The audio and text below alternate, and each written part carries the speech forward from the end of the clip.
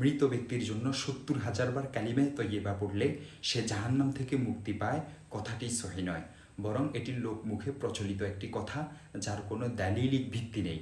শেখ ইবনে তাইমিয়া রহমতুল্লাহি আলাইকে এ ব্যাপারে জিজ্ঞাসা করা হলে তিনি বলেন, এটি সহি বা দঈফ কোনো সনদেই বর্ণিত নেই।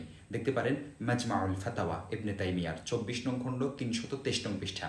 কালিমায়ে তয়্যিবা পাঠ করা অনেক বড় সওয়াবের কাজ এবং হাদিসের ভাষ্য অনুযায়ী এটি উত্তম জিকির। একাধিক হাদিসে এই কালিমা পাঠের বহু ফজিলতের কথা বর্ণিত হয়েছে।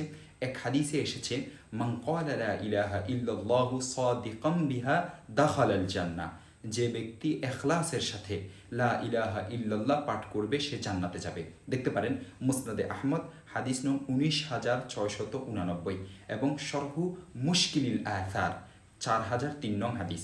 তাই নিজে কালিমায়ে তয়্যিবা পাঠ করা কিংবা কোনো মৃত ব্যক্তির ইসালে সওয়াবের জন্য পাঠ করা এটি ভালো কাজ, কিন্তু উল্লেখিত সংখ্যা ও পদ্ধতির কথা দালিলিক ভিত্তি কোনো কথা নয়, বরং এটি লোকমুখে প্রচলিত একটি কথা, তাই এই পদ্ধতি বর্জনীয়।